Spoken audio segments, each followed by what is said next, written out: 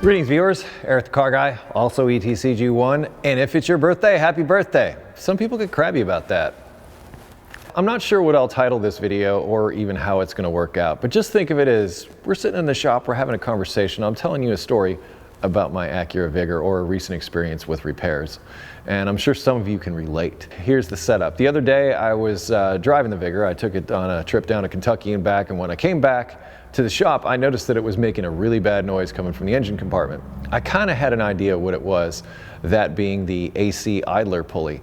The bearing goes bad in those. In fact, I've done a video about it as far as finding engine noise. It's a pretty common problem, but hey, I got myself a parts car sitting right over here, and all I had to do is take the one off the parts card, swap them over, everything's great. So I wasn't really of a mind to fix it that day, but I knew the next time I came into the shop, it would be a quick swap. I mean, the parts are over here, the car's here, I just take one off and swap over, and away we go. It should have been an easy job. Problem one came up when I went to take the tensioner off of my Vigor, and the tensioner part of it, in other words, the screw that you run down to put tension on the belt, had rusted into place and was not moving. Now, I didn't want to cut the belt on here because there's 3 belts on the Vigor. The inner one is power steering, the middle one is AC, and the outer one is the alternator. The middle one is the one I had to deal with. So if it was one of the outer ones, you know, I could easily swap it over, but it was one smack in the middle. So I didn't want to cut the belt. I did on the old vehicle because those belts are junk anyway, but I had almost full tension. I took the fastener off the front of it. I had to sit there with pry bars and pry the thing off.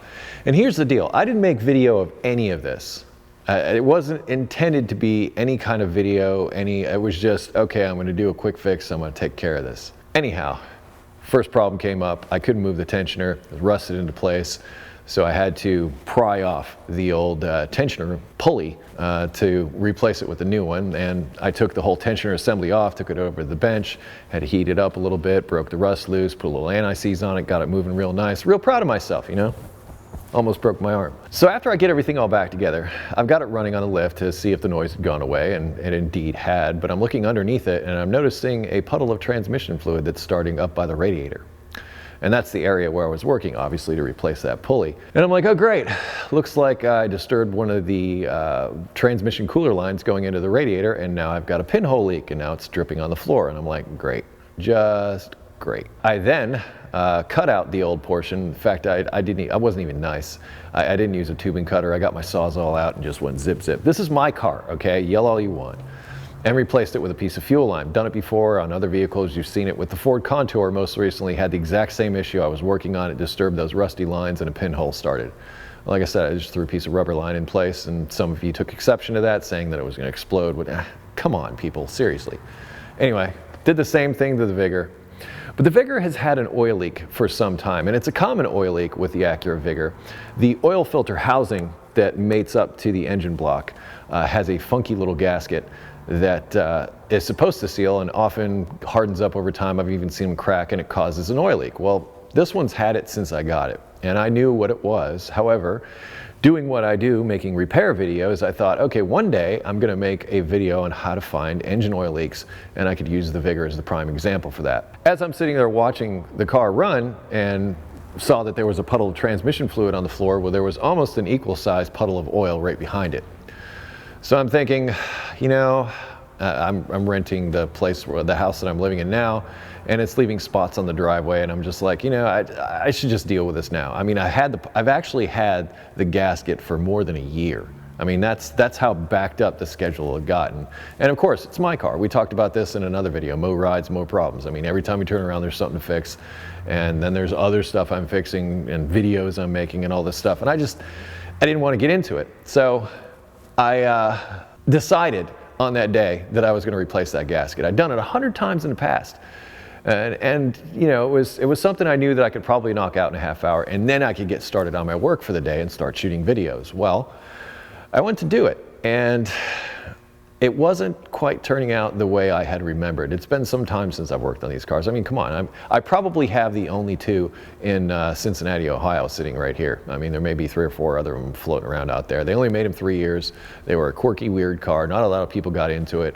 I like them, I'm weird, whatever. Anyhow, I'm thinking, all right, well, I'll just knock this oil seal out. Well, that turned into a very difficult day for me.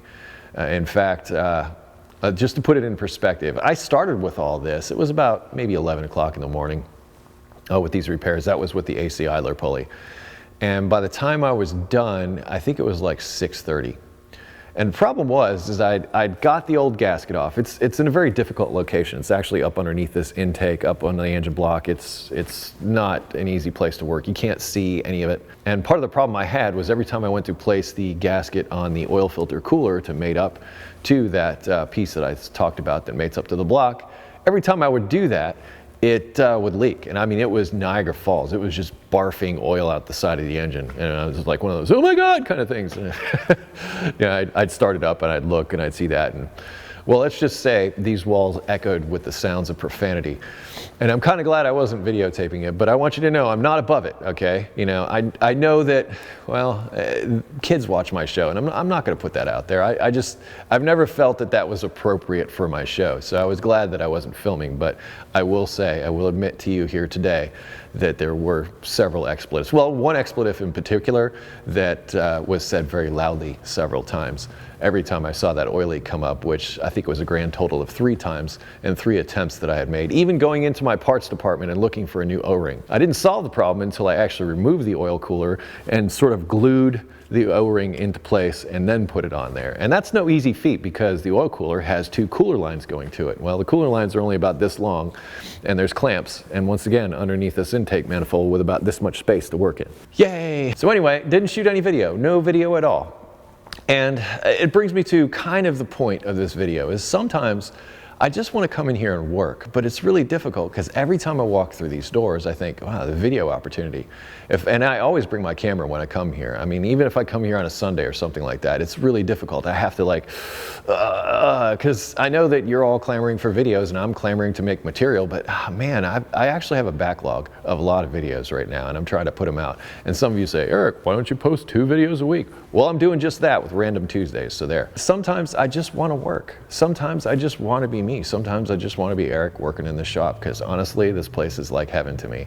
And I've told people in the past, it's like Willy Wonka's chocolate factory. I walk in here, you know, it's like, oh, there's the chocolate waterfall and all the candy flowers and all the kind of, for me, it's, you know, shop press, spring compressor, brake lathe, and tire machines. I love my tire machines, love the air compressor, love my air system that I spent all that time making. It's a wonderful place, and I just like being here. And the fact that I can come here and just work and tinker, I just like doing that. But that doesn't really translate well to making repair videos for you, or just videos in general. I mean, watching Eric tinker over here. Some people have said, Eric, put a webcam in the shop and run it all the time so we can watch what you're doing, you know? It's kind of creepy, stalkers. I appreciate your enthusiasm. I don't mean to diminish that whatsoever. I'm just trying to talk about, you know, what it's like to be Eric and not so much Eric the car guy. And on that particular day, like I say, expletives, really loud expletives. We got through it, and the puddles that she used to leave on the floor, no longer. So I did win in the end, and as far as that video goes, you're going, Eric, we lost that video, and I'm thinking, no, got a parts car, has the exact same leak. Remember I said they have a common problem with that, so I can do my leak video on that. In fact, I've been meaning to do that leak video for some time. In fact, I was gonna use this guy right here. Tracer line leak detection kit. I'll put a link to it in the description if you want to check it out, but it's really cool. You put dye in there and then you look around with the light and you can find all the leaks pretty easily. And I wanted to share that with you. And I do intend to do that, but like I said, this was a rough day. I mean, I literally went home just feeling like I'd been in a fight, and I got beat up by Mike Tyson or something. And I was just, I'm done. I'm just done. I've talked about this in other videos, that Pontiac that I was fighting with to try to replace those exhaust manifold studs. And you know, the next time I'm going to take some of your suggestions on that. Some of you suggested I just weld a nut onto the outside of it and just twist the nut out. So that's what I'm going to try next time I run into that problem. And we'll do it on camera, of course. But anyhow, I wanted to share my story about me and the fight my girlfriend had the other day. I love this car, and I love that it's ugly. A lot of you look at it and be like, why don't you do something about the clear coat? I like that. I like that I can drive this car anywhere and people don't even give it a second glance. I like when I'm driving down the highway and somebody's in an expensive Lexus and they're kind of in my way. They look at me and they're like, I don't think he cares. And they're right, I don't. I got a parts car. But man, this thing, when it gets out on the highway, it's very happy. Let's just put it this way. My favorite run with this car, I go down to Kentucky once in a while. Okay, I'll admit, the liquor in Kentucky is cheaper than it is in Ohio, significantly so. But what I like so much about it is the drive. I mean, it's not so much what I'm going to get, it's the drive. And actually, it's right by Brian's house. So if he's available, I can stop by and say hey to Brian. But anyway, the other run I like is from Cincinnati to Indianapolis. That's a really cool drive too, especially if you get behind people going fast. And I'm sharing too much, but I hope you've enjoyed hanging out with me here at the shop. And you know, we'll take it as it comes. But feel free to share your stories, not only here, but there'll be a link in the description to a discussion over there at thecarguy.com if you want to share your thoughts there. Outside of that, if you have automotive questions, please don't post them in the comments. Please use the resources at thecarguy.com. That's why I made that. Also, if you wish to connect with me socially, Google+, Facebook, Twitter, also Instagram. Close each of my videos. Be safe, have fun, stay dirty, and thank you so much for watching and listening to my little diatribe. See you next time.